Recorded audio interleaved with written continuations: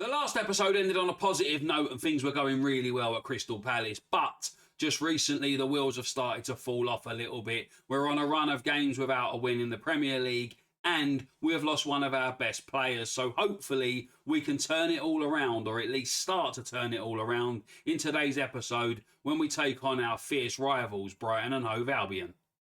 Hello everyone, welcome to the channel on part 5 of my FM26 Beta save with Crystal Palace. As you can see from this screen, Jean-Philippe Mateta has gone. He has left the club, he has gone to Al Hilal in Saudi Arabia, and yeah, we couldn't keep hold of him.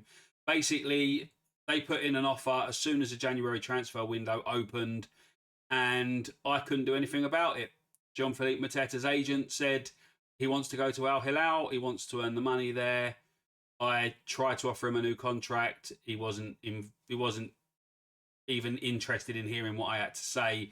And if you look up there at his wages, between £625,000 and £850,000 a week, you can really see why he wasn't keen on talking to me and staying. It was a shame because he had scored 12 goals in the league and was third. He was joint third in the Premier League Golden Boot standings. But we had to sell him. We managed to get 55 million for him. I think it was 55 million up front with some add-ons to come further down the line. But it was a shame because he was our top scorer. And yeah, he's going to be a big loss. We have brought in a couple of players to replace him and we will go through that in a little bit. But before we do, let's go and see how the season's gone since the last episode. The last episode ended with victory over Iberia to secure our place in the round of 16 in the Conference League, and we carried that form into a brilliant performance away at Leeds United. A Jean-Philippe Mateta hat-trick and one from Daichi Kamada meant that a very rotated squad, due to needing to rest players and a few injuries and stuff, got a fantastic victory away from home, and we were still pushing for contention in that top 6.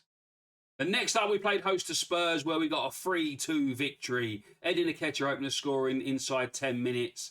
There was a massive appeal for offside in this goal. The VAR looked at it for quite a while, but the goal stood. Kulusevski equalised in the 24th minute with a really good finish. Yeremy Pino put us 2-1 up heading into the break in the injury time of the first half. Xavi Simons, just 2 minutes after the restart, levelled it up again for Spurs. And then Tottenham kind of took the upper hand. They were the better side throughout the rest of the second half, but a Jean-Philippe Mateta goal in the 58th minute meant that we took home all 3 points. But since then, the wheels have fallen off massively, as you can see. A 2-2 draw with Fulham was followed by a 2-0 away defeat at Newcastle. And then another 2-2 draw at home to Villa. A victory in the FA Cup against Bradford was, it was nothing to write home about. Ismaila Sarr with the only goal of the game against a poor Bradford side, to say the least. And then 3 draws in a row, a 2-2 at Sunderland, a 1-0 at home to Chelsea, and a 3-3 away at Forest. If we just look at this Forest game, you can see that we were 3-0 up inside 27 minutes, Sarr, Pino and Nketiah. But Forest fought their way back and got a 3-3 draw out of it. And although we were the better side for most of the first half, we didn't make that dominance count. And it was 3 points, or 2 points even, thrown away. It should have been a win, but it wasn't. And that leaves us in 8th place with 34 points from 24 games. 8 wins, 10 draws, 6 defeats, 40 goals scored, 32 conceded, a goal difference of +8. But even though we are still only 3 points off the top 6, we are halfway between top 4 and a relegation zone. There is exactly 12 points between us and the top 4 and exactly 12 points between us and the relegation zone. And with our recent run of form, the next couple of games are going to be crucial, because if we start losing games, get on a bad run, then we could end up looking over our shoulder and be looking over our shoulder for the rest of the season. There are 14 games to play. We've still got the Conference League. We're still in the FA Cup. So fixture congestion might start to cause a bit of a problem. And if we're losing games and we haven't got the squad depth, then yeah, it might be a little bit of squeaky bum time. At the minute, we're flying high and I'm going to try and stay positive. But we could really do with a victory against Brighton Hove Albion in this episode today. Right, before we get to the Brighton game, we have got some transfer dealings to tell you of. Justin Devaney left the club for £2.5 million to go to Norwich. He's now valued up to 9.4 million, which is absolutely outrageous. But you wouldn't sign him. He's a 1.5 star player at best. He is a Northern Ireland international, which goes okay for him. But the fact that we sold him for 2.5 million, he was only valued at 4 million, I think it was, when he was with us at most. And now he's valued at 9.5 million. The valuations in this game are worse than ever. The Football Manager transfer thing or valuations has always been broken, but this one seems to be worse than ever. I tried to sign some player who was valued at like 47 million in the January transfer window, and they wanted a deal that took it up to about 125 million. So that is absolutely ridiculous, and hopefully that will be fixed and they can bring those ranges down a little bit, because it will start to get boring very quickly if every time you try to sign a player, they want more than double what he's actually worth. But that was the only real other player of note that left us. Chadi Riyad has gone out on loan, but you didn't really see much of him anyway because he was injured and he was only on the fringes of the first team. But you can see from this screen that we signed 3 players in January, 2 of them coming in just yesterday on transfer deadline day. The first one was Matthias Fernandez Pardo from Lille. He's made 1 appearance for us so far. We paid £67 million for him, but he hopefully is going to be worth every single penny. He's a 21-year-old attacking midfielder on the right or left and can play striker.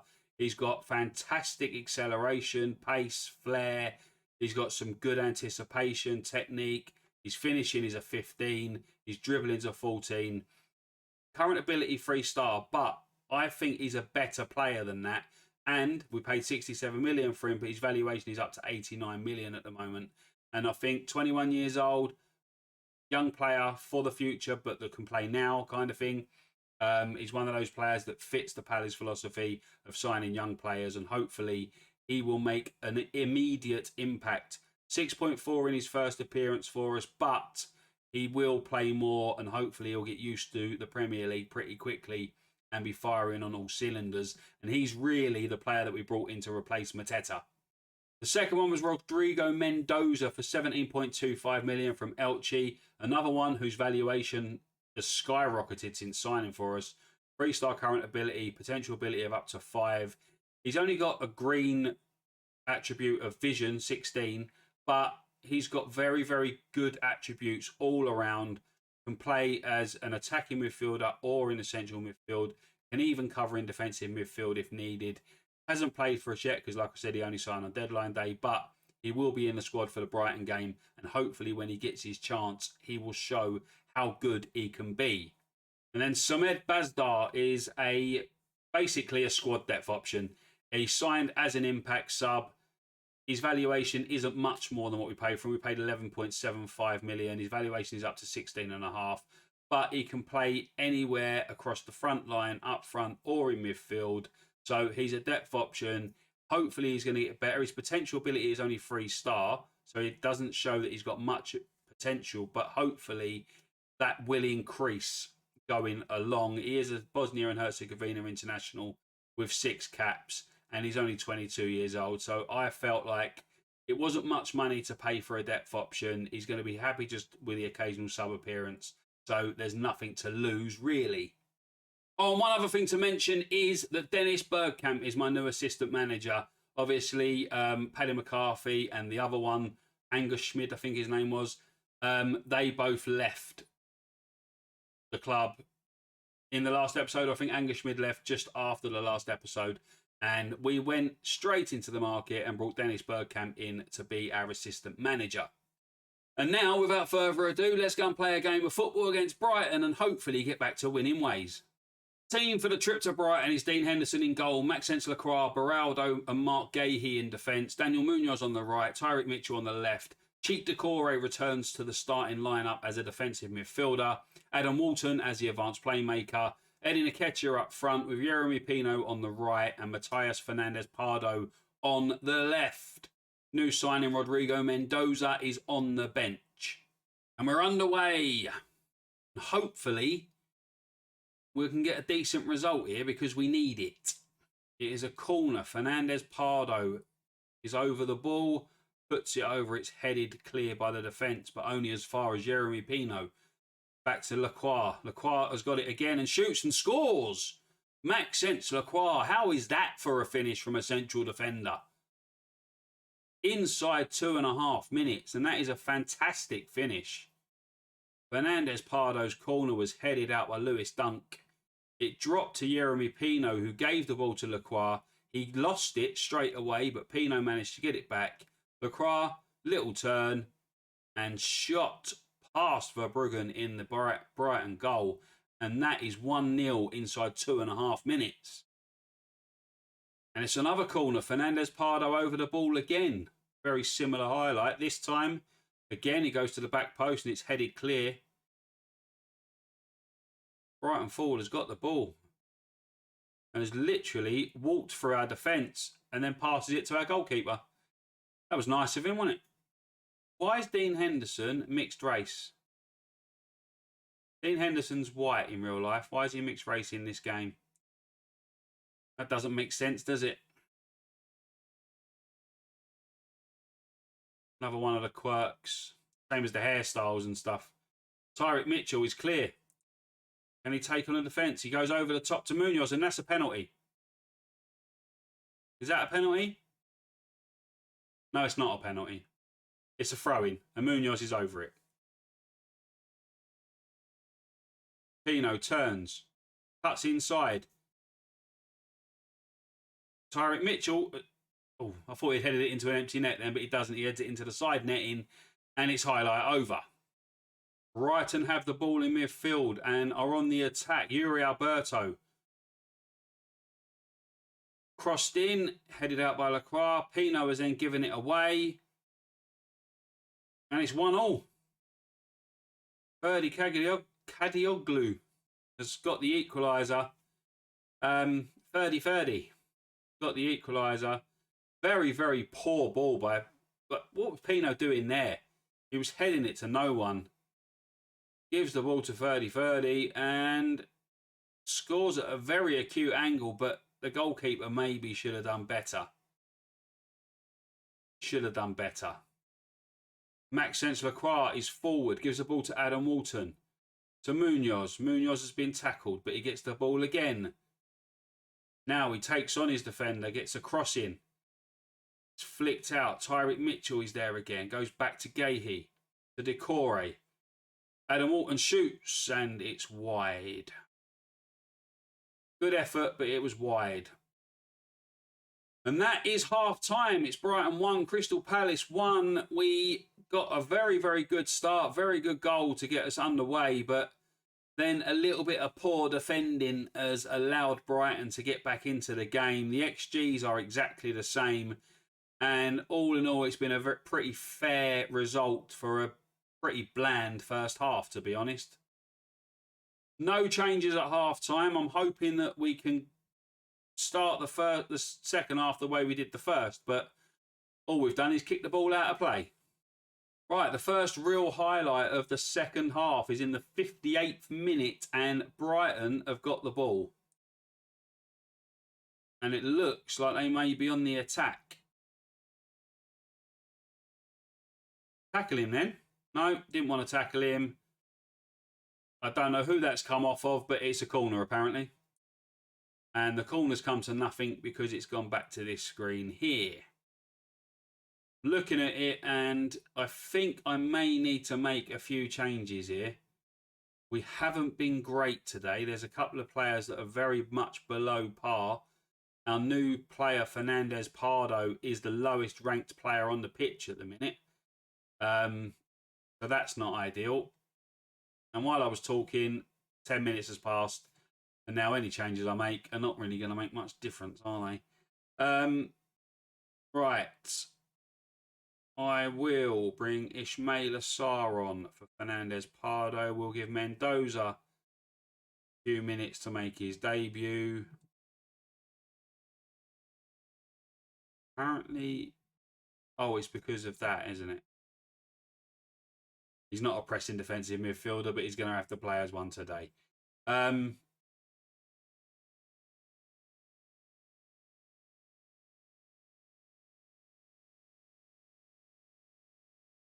on the right.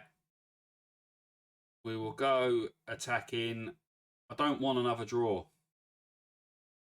I don't want another draw. I want to win.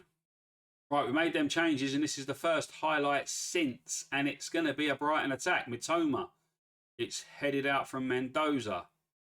Brighton are coming straight back at us. Can we nick possession here somewhere and mount a counter-attack? No, is going to be the answer to that. March puts it across, and Mitoma's shot is saved by Henderson. And that was a great save. I changed things attacking against Man City in the previous episode, and we absolutely dominated the second half. I changed to attacking mentality here the last 10 minutes, and he hasn't done anything. It's finished 1-1. We didn't have a single attacking highlight in that second half, despite some changes and changing to attacking mentality. Pretty bland game, all in all, but we've come away with another draw. I think that's now 5 draws on the bounce. We need to start winning, or we are going to be looking over our shoulder. And that does lift us up to 7th, but albeit it's going to be temporary because we've now played 1 game more than everyone else around us. We're on 35 points. 6th is on 37, so they're only 2 points ahead, but if they win, it means they move further ahead. Bournemouth are level with us. Chelsea are only a point behind us. Brentford are 2 points behind us, and they've all got games in hand. So, yeah, ideally, those teams around us start losing. But if they all win, we could drop down as far as 10th after that draw. And like I said, all the draws, yeah, we're not losing, but if we're not winning games, we're going to end up losing our position in the league, and we're going to drop down pretty rapidly because everything is really close. I mean, we're on 35 points. There's only 12 points down to 17th now, and most of them teams have got a game in hand on us. All right, I know some will be playing each other, but you get my point.